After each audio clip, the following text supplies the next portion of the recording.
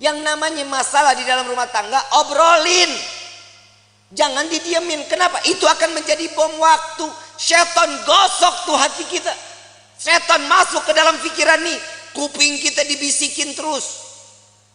Oh, jangan dikasih maaf. Jangan, gak usah perlu minta maaf. Oh, jangan dimaafin. Itu pasti setan akan. Orang dulu beda sama orang sekarang. Kalau orang dulu mah ya Allah dapat rezeki berapa aja mah boleh, alhamdulillah. Istri sekarang banyak nuntut. Gaji kemarin sekian, kenapa sekarang sekian? Betul nggak? Kenapa begitu?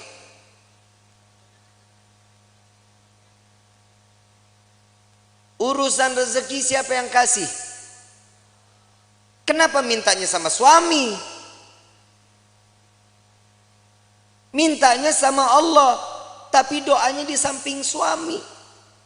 Ya Allah, berikan rezeki kami yang banyak lewat suami saya. Samping telinga ngomong kalau lagi tidur juga. Ya Allah, lipstik beak.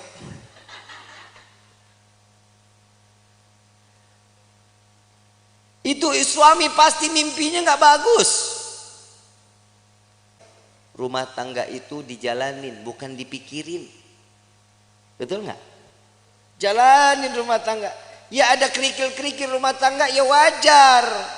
Kita jalan aja kadang suka ada yang bolong jalanan. Betul? Saat dimana kerikil itu ada, itu pembelajaran bagaimana caranya kerikil itu hilang. Ambil sapu, singkirin. Jangan ditimbun, bakal jadi gede. Orang lewat susah. Yang namanya rumah tangga itu jalanin. Jalanin semata karena apa? Karena Allah, cari ridho, selamat, imannya juga dipakai. Yang namanya manusia itu ditegur lewat perkataan Allah. Takwanya yang diingetin. Kenapa? Karena pernikahan itu wajib dijalani dengan ketakwaan, dengan ibadah kepada Allah. Suami istri kalau jalan ibadah sama-sama di hadapan Allah dengan mencari keridhaan Allah, selamat rumah tangga kita, ibu bapak. Selamat. Ibu bikin kopi, ridho. Ya Allah, saya ingin bikinin kopi buat suami saya. Jangan dicampur sianida. Pahit. Bikin karena ridho, kehidupannya apapun senyum. Tadi saya bilang, jangan takut saat nanti setelah pernikahan, rezeki kalau Allah lagi kurangin, terima aja. Ujiannya tuh di dalam hidup kita. Itu ujian pertama. Kadang ada pernah dengar nggak orang baru nikah 2 bulan 3 bulan cerai? Ada nggak? Ada. Kenapa? Karena tidak menerima hasil apa yang telah diberikan oleh Allah. Allah udah jamin di dalam Al-Quran, fa inna ma'al usri yusran, inna ma'al. Setiap kesulitan pasti ada kemudahan, ada jalan keluar. Gak mungkin setiap jalan keluar itu buntu, gak mungkin. Allah menetapkan satu ujian kepada setiap hamba, pasti hamba itu punya kekuatan. Allah nggak jahat kayak kita. Kadang kita nyuruh orang seenak-enaknya, itu orang nggak mampu juga kita harus wajibin. Tapi kalau Allah memerintahkan kita karena tahu Allah ini manusia ini mampu, ini orang tahu cara jalan keluarnya, Allah kasih jalan keluarnya. Wa wajadaka dhalam fahada. Allah kasih petunjuk di dalam kehidupan. Ini ayat buat siapa? Nabi SAW. Saat Nabi berjumpa dengan 2 arah, harus kemana? Ke kanan kah? Lurus kah? Ke kiri kah? Kemana? Tapi Allah kasih petunjuk jalan. Makanya di dalam rumah tangga petunjuk itu wajib kita cari. Bagaimana caranya? Tahajud jangan ditinggalin, sholat duha jangan ditinggalin, sholat taubat, hajat, minta sama Allah. Kenapa? Saat seorang istri sujud, saat seorang suami sujud, ini akan mendapatkan pandangan kasih sayang oleh Allah. Insya keluarganya pasti sakinah, aman, tenang. Yang kedua, mawaddah. Mau apapun kendala di dalam rumah tangga tetap ngegemesin. Tahu ngegemesin? Bercanda tuh di dalam rumah tangga harus. Suami istri jangan tegang-tegang. Cuman nanya gaji berapa sekarang? Lu berapa? Gue sekian. Banyakan gua. Jangan. Saling. Bercanda bagaimana? Sekiranya yang dilihat istri suka, suami suka. Ada kisah ini, Sayyidina Ali karamallahu wajha, menantu Rasulullah sallallahu alaihi wasallam, pernah ada konflik saat Siti Fatimah berbicara. Saat Siti Fatimah berbicara itu, Sayyidina Ali ngerasa tersinggung. Wajahnya berubah. Gak seneng. Tapi gak berani untuk ngucapin Sayyidina Ali. Kenapa? Karena memandang, ya Allah ini anaknya Nabi. Saya marah, saya takut dosa. Enggak dibicarain, tapi masang wajah berubah. Siti Fatimah sadar, salah ucapan saya, minta maaf. Langsung minta maaf sama suami. Gak dijawab, keliling sambil nari-nari. Sambil nari-nari. Begitu selesai nari-nari, bikin lucuan, sampai Sayyidina Ali tertawa, senyum. Maka disitulah Siti Fatimah datang kepada Rasulullah sallallahu alaihi wasallam. Ya Rasulullah, tadi nih saya ngerasa ada salah bicara sama suami saya. Langsung mukanya berubah, Nabi ikut berubah. Belum selesai bicaranya Siti Fatimah, Nabi juga berubah. Kenapa? Hei, engkau tidak akan mendapatkan keridhaan Allah, engkau akan dilaknat oleh Allah. Tar dulu, saya sudah berhasil membuatnya dia tersenyum. Apa yang kau lakukan? Saya menari-nari entah berapa puluh kali saya keliling-keliling di depan wajahnya. Sampai keluar senyuman. Apa kata Nabi? Maka saat dia tersenyum, Allah buka pintu surga untukmu, maka Allah kembali ridha kepadamu. Pak, Bapak, esok kalau istri marah-marah, panggil topeng monyet. Suruh main, suruh dia joget di depan kita. Jangan malu, Bu. Ibu punya salah, ngomong minta maaf. Nggak tahu salahnya di mana, tetap minta maaf. Bib, kalau yang salah suami, tegur baik-baik. Jangan didiemin sehari, 2 hari, 3 hari. Ini bahaya. Ini kadang di rumah tangga suka begitu tuh. Kadang kalau lagi ribut rumah tangga, main diem-dieman. Saya lagi bingung, ada suami istri kalau ribut diem-dieman. Lu tinggal serumah, lu diem-dieman, lu kayak anak kos. Yang namanya masalah di dalam rumah tangga, obrolin. Jangan didiemin. Kenapa? Itu akan menjadi bom waktu. Setan gosok tuh hati kita. Setan masuk ke dalam pikiran nih. Kuping kita dibisikin terus. Jangan dikasih maaf. Jangan, gak usah perlu minta maaf. Jangan dimaafin. Itu pasti syaitan akan ikut campur. Kenapa? Syaitan gak bakal pernah terima ngelihat rumah tangga utuh karena cari ridha Allah. Syaitan gak bakal diam. Siti Hawa, Nabi Adam, romantisnya setengah mati. Romantisnya setengah mati. Laki-laki digoda karena siapa? Nabi Adam. Kita sampai hidup di dunia, Nabi Adam dirayu sama seorang istri yang bernama Siti Hawa. Coba ambil buahnya, tapi Allah bilang gak apa-apa, kan gak dimakan, dipegang aja. Dapat rayuan, Allah murka. Allah udah bilang jangan makan, jangan gak deketin aja, jangan. Dipetik baru sampai di gigi, Allah murka, diturunin ke dunia. Coba kalau Nabi Adam gak makan, gak ngedeketin, kita hidup di sorga semuanya ini. Tapi kadang manusia suka nuntut macem-macem sama Allah. Kalau lu mau nuntut, nuntutnya Nabi Adam. Gara-gara Nabi Adam makan buah khuldi, kita jadi ada di walahar. Aturan kan kita di sorga semuanya ada. Gak capek-capek kerja, capek-capek nulis CV, ngajuin, kadang diterima, kadang kagak. S1 cleaning service. Kadang begitu. Kalau kita hidup di sorga kan nikmat, tapi inilah bagaimana kita bisa kembali ke dalam surga. Ujian dalam hidup itu yang membuat kita kuat di dalam iman kehadapan Allah. Suami mah perintahnya dikit, cuman ngasih nafkah yang halal, memberikan satu kebaikan, jangan mencontohkan suatu keburukan. Itu tugas suami.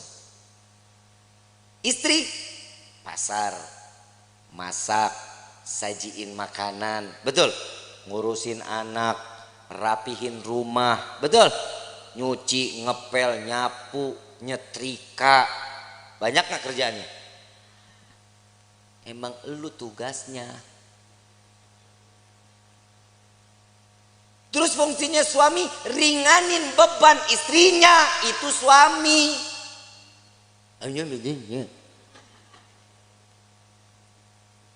Yang namanya suami kalau lagi istri nyuci, suami yang ngejemur. Emang nggak ada suami yang begitu di sini? Nggak ada. Tukar tambah, Bu.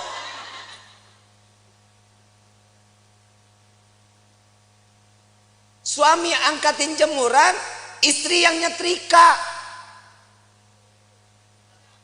Nggak ada. Suami yang ke pasar, istri yang masak. Nggak ada. Ya derita lu dah. Ngeringanin beban istri itu salah satu pahala untuk suami. Minimal saat istri lelah, pundak kita berharga, Pak, buat istri. Saat istri mengadu, yang aku capek hari ini, sini saya. Sini. Gak ada yang begitu, gak ada. Berarti di dunia laki gue doang yang begitu tuh. Lah ngapa lu? Lah bini-bini gua. Ini fungsinya mawaddah, saling manja, gemesin. Tuh tingkah laku yang begitu aja ibu pada teriak. Kenapa? Gemes banget begitu. Yang ketiga, warahmah. Hibur kehidupannya dengan kasih sayang. Pegangan tangan, rahmat. Allah turunin kasih sayangnya, rontok dosa kecilnya, pandangan-pandangan mata, cintanya makin tumbuh. Tapi Pak, jujur kita jadi suami banyak ngedoain istri, istri belum tentu doain kita, Pak. Lah emang benar, Pak. Boleh dipercaya mau enggak, Bapak ntar tidur pandangan-pandangan mata, yang namanya suami ngelihat istri, pasti di dalam hatinya, ya Allah, istri saya capek dari pagi sampai gini hari, belum ngurusin saya, belum apa-apa, ya Allah, kesian. Jadiin semuanya capeknya, lelahnya jadi nilai ibadah di hadapanmu, ya Allah. Itu suami doanya. Kalau istri ngelihat kita, Pak, lagi tidur pandang-pandangan, ya elah, laki gue begini banget, mana mata belok, hidung pesek, hitam, hidup lagi. Tuh istri begitu. Tapi ingat, Pak, semua apa yang dilakukan oleh seorang istri contoh dari suaminya. Bapak mau lihat istri wangi, Bapak juga tampil wangi dong. Ya, jangan tiap hari pakainya 1000 bunga, 1000 bunga, 1000 bunga. Istri juga enak pakai yang kerenan gitu. Hahaha. Betul kan, Bu? Tapi memang istri itu dituntut wajib wangi di depan suami. Lu mah kagak. Mana apek, boremason, cap kampak, GPU, kan? Bu, jangan lu dah, Mayang aja. Mayang, ini kan malam pertama nih, Yusuf, iya. Yeah. Ini dalam hatinya, Habib udahan ke.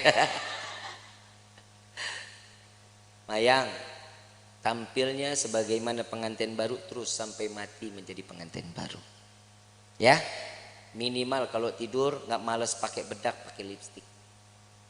Ya, Sup ngomong, yang aku paling suka deh ngelihat kamu kayak gini. Puji. Seorang istri itu paling seneng, Sup, kalau dipuji. Yang hidung kamu tuh kayak baskom.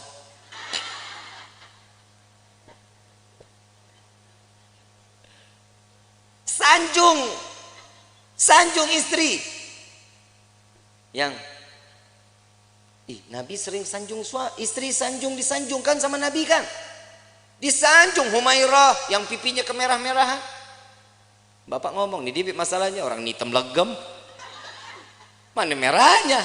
Ya minimal kan dipanggil manis, kan bisa. Sweetie, kan bisa.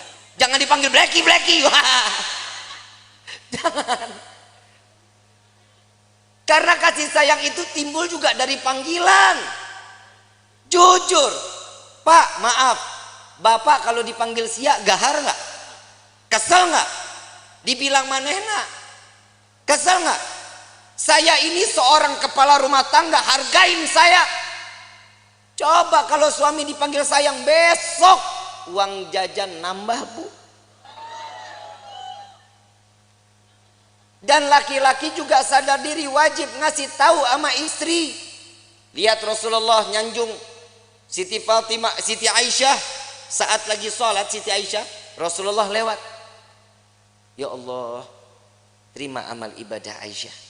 Ya Allah, ampuni dosa Aisyah. Ya Allah, masukkan Aisyah ke dalam syurgamu. Doa di hadapan Siti Aisyah. Siti Aisyah lagi sholat. Begitu selesai sholat langsung kabur. Ya Rasulullah, tadi aku dengar engkau doakan aku. Iya ya Aisyah. Gimana perasaannya? Wah, senang. Begitulah caraku mendoakan umatku, kata Nabi Muhammad SAW. Ternyata doanya Nabi Muhammad tetap buat umat. Kebahagiaan siapa? Umat. Makanya orang yang menikah itu mencontoh sunnah Nabi Muhammad sallallahu alaihi wasallam. Makanya ibu, yang namanya suami nikah jangan banyak aturan. Suami mau nikah lagi, kasih. Emang apa? Perih. Lebih perih suami ngelihat lo cemberut mulu. Betul Pak? Pulang dari pagi sampai sore ngelihat istri udah begitu aja modelnya, dari mulai bangun tidur sampai sore begitu. Muka demek, rambut berminyak. Begitu dicium, ya Allah, bau kompor. Bu, mau suami betah di rumah mau? Yang rapi dong. Kelihatan suami bakal pulang kapan? Mandi, rapi, bersih. Saat ngadepin suami, suami pulang ngelihat istri cantik, ya Allah, itu capek ditinggal di pagar, Bu. Nggak diajak masuk capeknya. Mah, kemon. Nggak ada cap. Kalau ini sudah di rahmatnya ini, rahmahnya ini kita jalanin, inilah yang namanya baiti jannati, rumahku surgaku. Tapi kalau ini nggak ada, iman nggak ada, siap, rumah jadi neraka. Rumah jadi neraka. Ibu bapak romantis suami istri, anak ngelihat senang, anak pasti akan contoh kelak nantinya dia bersama suami atau istrinya akan sama sebagaimana rasa kasih sayang yang dicurahkan oleh pasangan ibu dan bapaknya. Kalau anak tiap hari ngelihat orang tua ribut, besok anak begitu juga. Apalagi kalau ada bapak kasar sama istri. Nah, punya anak laki-laki, punya anak perempuan, besok tuh anak kalau udah gede punya psikologinya berubah, takut sama laki-laki, dia akan cari pasangan perempuan. Lah emang udah banyak sekarang yang begitu. Sebenarnya itu faktornya bukan hanya itu. Yang kedua, ada salah sama siapa dia bermainnya, sama siapa dia berkawannya. Makanya rumah tangga itu diisi dalamnya dengan iman, kenalin Allah sama nabinya, maka rumah tangga akan berkah. Ini ibu kagak sholat, bapak enggak sholat, anak dituntut untuk hafal Quran, kan PA. Nah ibadah ya, jangan bikin ibu bapak masuk ke dalam neraka. Nah lu yang mau dinerakain. Kadang orang tua juga suka egois. Dia ngarepin ini anak bisa nyelamatin dia, sekarang hidupnya dia semau-maunya. kasih kenal anak kepada Allah sama Nabi, itu yang bikin tenang. Bapak ibu enak ibadah, ibu enak pengajian, anak terlepas rambutnya, kelihatan sama yang bukan mahramnya. Hati-hati, ini anak perempuan begini, cukup dengan satu helai bawa masuk 4 laki-laki ke dalam neraka jahanam. Bapaknya, pamannya, baik itu dari ibu atau dari bapak, suaminya, anak laki-lakinya. Jangan jadi aman.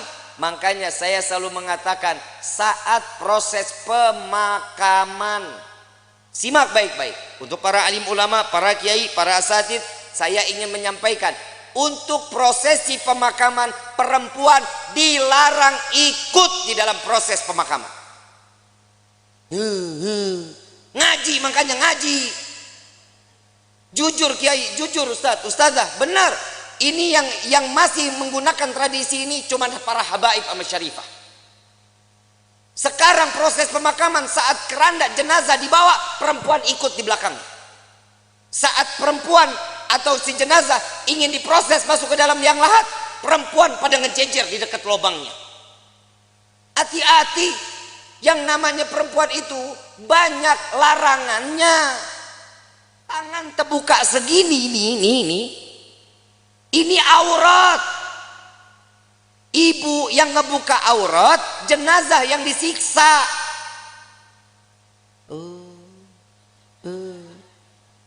Ini tolong Pak diumumin. Pak Kepala Desa boleh bikin surat untuk setiap masjid sama musola. Perempuan dilarang ikut. Bib, ini ibu saya, bodoh amat. Habib, ini bapak saya, kumaha aing bae. Nggak boleh. Jangan. Kenapa? Ini akan menjadi satu siksaan. Selesai proses pemakaman, laki-laki keluar, perempuan mau silahkan, mau ziarah, nggak dilarang. Tapi saat prosesnya jangan. Kenapa? Bikin repot. Belum nangis kayak orang gila. Bapak, ibu. Kalau suami yang meninggal nggak begitu nangisnya. Ya, jangan tinggalin saya, buaya. Apalagi warisan banyak, senyum. Yang tenang ya yang, mudah-mudahan diterima amal ibadahnya ya yang. Tuh kalau duitnya banyak. Ada laki-laki lihat, ini siapa nih yang nangis-nangis ngegerung-gerung? Oh, ini istrinya. Jandanya boleh juga nih. Ajang jodoh di depan pemakaman. Hati-hati ya. Kiai, Ustadz, tolong ini diumumkan di setiap majlis-majlis ta'lim. Ya Bu ya. Ya Bu, Ibu sayang nggak sama jenazah? Mau dia saudara, mau dia adik, mau dia siapa, biarin. Yang urus biar orang yang mahramnya, laki-laki. Emang ibu ikut gali kubur? Ibu ikut nguruk? Ibu ikut ngapain? Nontonin aja Habib. Emang perempuan tuh banyak keponya. Entar tuh dia di atas makam, nanya, itu diapain? Tuh jenazah bisa jawab, kamu nanya.